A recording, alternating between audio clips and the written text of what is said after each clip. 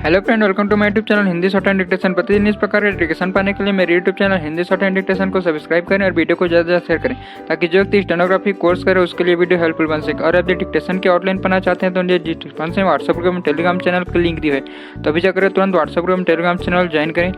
आज के डिक्टेशन की गति 80 शब्द प्रति मिनट और यह डिक्टेशन एनसीईआरटी ATA का ओल्ड क्वेश्चन पेपर है। तो चलिए डिक्टेशन स्टार्ट करते हैं। डिक्टेशन स्टार्ट होगी 5 सेकंड बाद।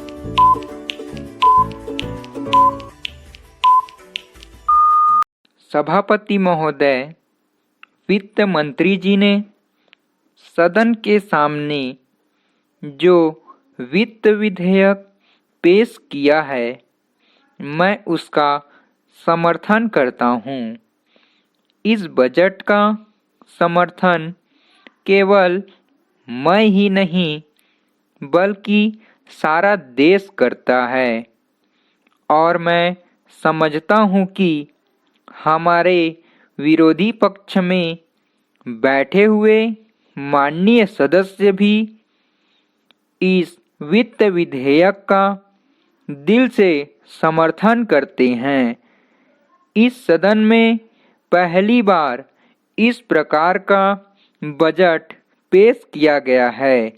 हमारे राष्ट्र के प्रधानमंत्री और देश के नौजवान नेता ने हमें लक्ष्य दिया है कि आने वाले समय में इस पंचवर्षीय योजना में उत्पादन और रोजगार को अधिक महत्व दिया जाएगा।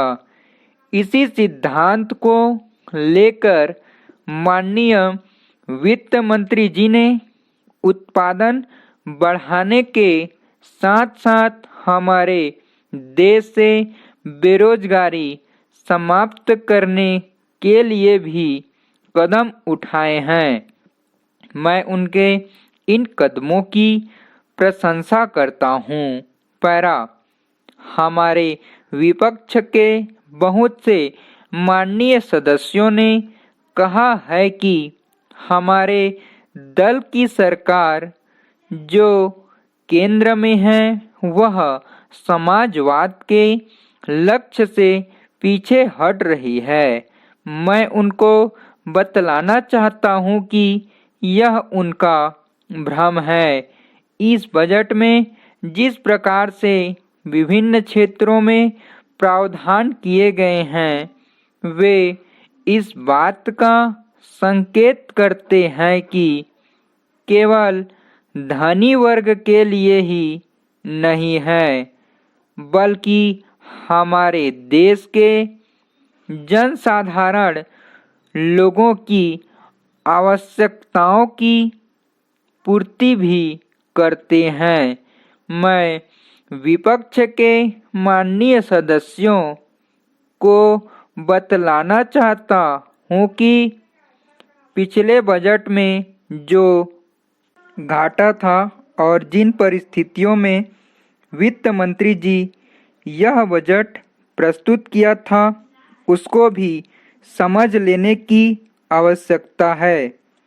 इस घाटे को किस प्रकार से पूरा किया जा सकता है, इसका बहुत बड़ा उत्तरदायित्व हमारे वित्त मंत्री जी पर है। इस बजट में जिस प्रकार से वित्त मंत्री जी ने इस घाटे को कम किया है उसके लिए मैं वित्त मंत्री जी के इस साहसपूर्ण कार्य की प्रशंसा करना चाहता हूँ।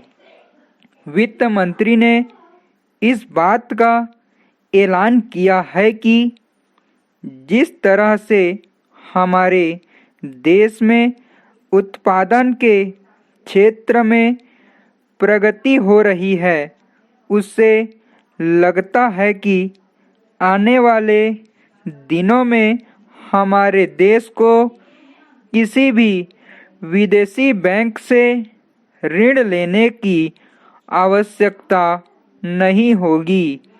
जब हम विदेशी बैंकों से ऋण लेते हैं तो विरोधी पक्ष के लोग उसकी आलोचना करते हैं। लेकिन अब जब उन्होंने यह घोषणा की है तो हम उनकी इस घोषणा का स्वागत करते हैं। स्टॉप।